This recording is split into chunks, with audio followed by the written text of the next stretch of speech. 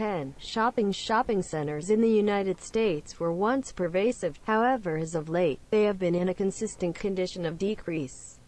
Regularly, they are purchased by partnerships like Rackspace and changed over into huge office mixes, or they are demolished and supplanted with something totally extraordinary. While most shopping is as yet done in stores, increasingly more is done on the web, and block-and-mortar stores are feeling the squeeze. Stay stores and shopping centers are being hit by the adjustments in shopper spending more than most chains, but then another brand has taken the insolvency path. Saks Fifth Avenue has joined Macy's, JCPenney, and Neiman Marcus in Chapter 11 filings, which spells fate for shopping centers in America. A Stay store is one of those enormous ones like Sears' bankruptcy one, and the previously mentioned, which go about as the essential go-to for customers. Ordinarily, they would head into the shopping center for different things, which made the Stay stores crucial to a shopping center's general endurance. However, they are traveling the method for the dodo flying creature. Saks had to record Chapter 11 insolvency in the wake of missing installments on an Event 2 business contract upheld protections, which started in 2015. That missed installment affected 34 properties, which incorporate 10 Saks and 14 Lord & Taylor. 9. The U.S. Supreme Court discharged a few significant choices this week, with one choice about the Affordable Care Act bringing about a misfortune for the GOP. Equity Sonia Sotomayor gave the greater part assessment with the accompanying explanation: "We presume that Section 1342 of the Affordable Care Act built up a cash-commanding commitment, that Congress didn't revoke this commitment, and that applicants may sue the government for harms in the Court of Federal Claims." Essentially, this implies the administration owes more than $12 billion to backup plans as per the law. The choice accompanied the 8-to-1 lion's share, leaving Justice Alito as the sole dissenter. 3. Another choice made by the court was significant in the realm of weapon rights, however, it was to a greater degree an absence of choice than all else. In a 6-to-3 vote, the court selected to give an unsigned assessment identified with a firearm rights law in New York City and express that constrained an individual's entitlement to convey a weapon outside the city to shooting ranges. Since the test was given to the court, the law was changed to permit precisely that, so there wasn't a requirement for the case to tie up the court, leaving the issue of weapon rights in America a progressing issue for what? 8. Prime Minister Boris Johnson was tainted with COVID-19 a month ago, and he needed to spend almost the full 6-week lockdown in self-segregation, with a portion of that time spent in serious consideration. Luckily, the PM didn't surrender to the malady, and on Monday, he was back grinding away. Johnson was for the most part missing during the lockdown time frame, so the updates on his arrival is a sign of better things to come in the United Kingdom, as he was one of the most prominent cases in the nation beside Prince Charles, whose session with COVID-19 wasn't as severe. There's all the more uplifting news for Johnson, as he and his life partner, Carrie Symonds, declared on Wednesday that Carrie had brought forth an infant kid. A representative for the couple announced that both the mother and child are doing well overall. The birth denoted the second time in under 2 months that Johnson publicly said thanks to England's National Health Service, and in light of current circumstances, Johnson actually said thanks to the phenomenal NHS maternity group for their work in aiding the up-till-now anonymous child kid into the world. This is Johnson's 6th youngster, and Symonds' first. 7. Some uncommon uplifting news about COVID-19 came out this week on Monday, because of a declaration made by Ashley Bloomfield, New Zealand's Director General of Health.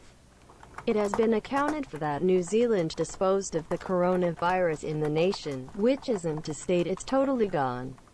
What it means is that the quantity of cases has dropped so low. New Zealand has had the option to lift limitations from the country's level 4 to level 3.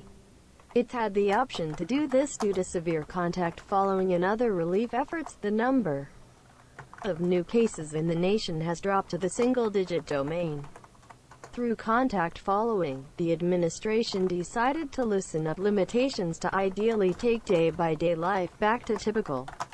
Bloomfield expounded on how the low number gives us certainty that we've accomplished our objective of disposal, which that never implied zero, yet it means we know where our cases are coming from. Our objective is disposal. Once more, that doesn't mean destruction. However, it implies we get down to few cases so we can get rid of any cases and any episode that may come out. The loosened up limitations will open up social affairs to 10 individuals or less, and the seashores will be opened. Historical centers, exercise centers, and libraries will stay shut until a reassessment is made on May 11. 6. One of President Donald Trump's key triumphs driving into 2020 was the financial development the nation has seen during his time as president. Truth be told, the U.S. had a record time of development. However, COVID-19 has totally crashed it, and as the numbers turned out on Wednesday, it appeared to be clear the pattern would proceed in a descending direction. The assessments being tossed around before the discharge were between 4% to 11%, and at long last, the GDP for the U.S. shrank by 4.8%, which is luckily on the lower end of expectations. That's the most keen decrease since the Great Recession over 10 years back, and it concludes the longest time of financial extension in the country's history. Lamentably, Wednesday's numbers do exclude the full effect COVID-19 has had on the economy, as it just considers the main quarter, which saw the start of lockdowns that proceeded through April. When those numbers are figured into the second quarter GDP, the economy may shoot through downturn region and head straight for a downturn. The greatest effect on the GDP accompanied the loss of purchaser spending, which dropped 7.6% during the primary 5. Last week, it appeared as though the hermetic pioneer of the Democratic People's Republic of North Korea had surrendered to a messed-up medical procedure. However, new subtleties have risen, which propose something else. In all actuality, the data gathered from the mysterious state is constrained, and a lot of what is being accounted for is gossip and ought to be thought about while taking other factors into consideration. Yet the news media is working with what they have accessible. In a location to the country, Trump was gotten some information about the pioneer, whom he's boasted about having a decent connection with, and he replied with the following: "I can't let you know precisely. Truly, I do have a generally excellent thought, yet I can't discuss it now. I simply wish him well. I've had an awesome connection with Kim Jong-un. While that doesn't enlighten the open much regarding what the U.S. president knows, there have been different signs that the North Korean pioneer is perfectly healthy." A satellite picture discharged by Maxar Technologies shows a compound on April 21, which portrays action at the Wonsan Extravagance Complex, where his yacht and different signs of his essence could be seen. Kim was most recently seen freely on April 11, and bits of gossip about his status have been hovering from that point forward. On Monday, the United States flagged that it was prepared to formally perceive Israel's addition of involved regions in the West Bank. In doing as such, the U.S. mentioned that the new Solidarity government haggle with the Palestinians, who have been firmly contradicted to the arrangement.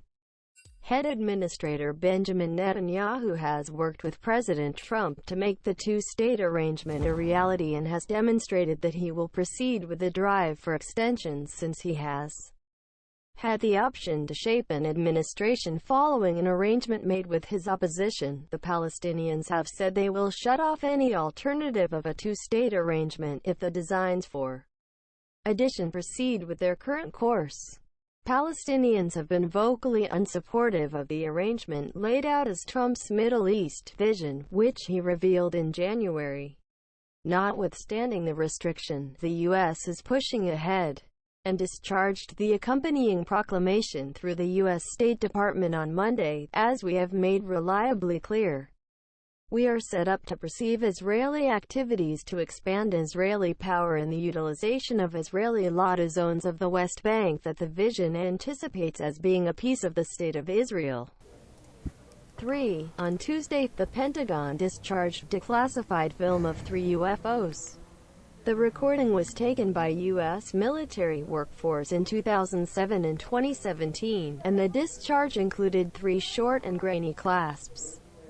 The recording was recently spilled, and this discharge by the Pentagon is an official affirmation of their validness.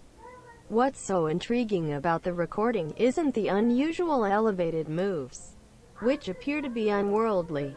The reality: the discharge collected next to no consideration from people in general or media. This is the first run through the U.S. Department of Defense has discharged film of items it delegated UFOs. And that ought to have been large news.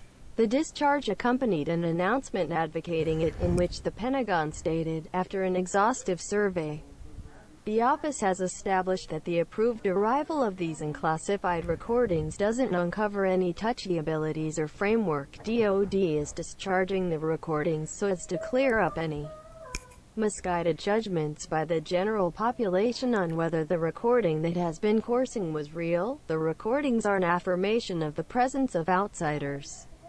However, they unquestionably seem to delineate ridiculous aeronautical developments, which resist a progressively earthly clarification. 2. Every week, the U.S. Labor Department discharges a report, which incorporates the quantity of new joblessness claims made, and Thursday's report puts that number at 3.8 million. That number pushes the 6-week aggregate of new joblessness cases to 30.2 million. The country hasn't seen such an expansion in joblessness since the Great Depression, which saw the jobless rate ascend to 25%. While the numbers this week are high, they do show a diminishing pattern, as a week ago's jobless case beat out at 4.44 million. Jerome Powell, the chairman of the Federal Reserve, noticed that the current jobless rate has reached 2-fold digits when the numbers for March are thought about. The current announced rate is 4.4%. Yet that number does exclude the preceded with increment in claims seen through March and April. Powell said the number would probably transcend 10% into the subsequent quarter. Yet there is a potential break in the tempest not too far off. With a few states starting to loosen up limitations, furloughed representatives are starting to come back to work, which should see jobless cases declining into May and June. One of the principal things to affect Americans during the COVID-19 pandemic was the prompt loss of work and salary. A large number of individuals were out of nowhere terminated or furloughed, as their work environments were closed down to stop the spread of the infection. Congress acted generally rapidly in passing the CARES demonstration, which gave monetary upgrade installments to residents with the expectation that the cash would assist individuals with breaking all the way to the finish of the lockdown. Yet some consider it to be short of what was needed, and numerous individuals are battling. That is valid for some Americans, however, as indicated by a report from the Institute for Policy Studies.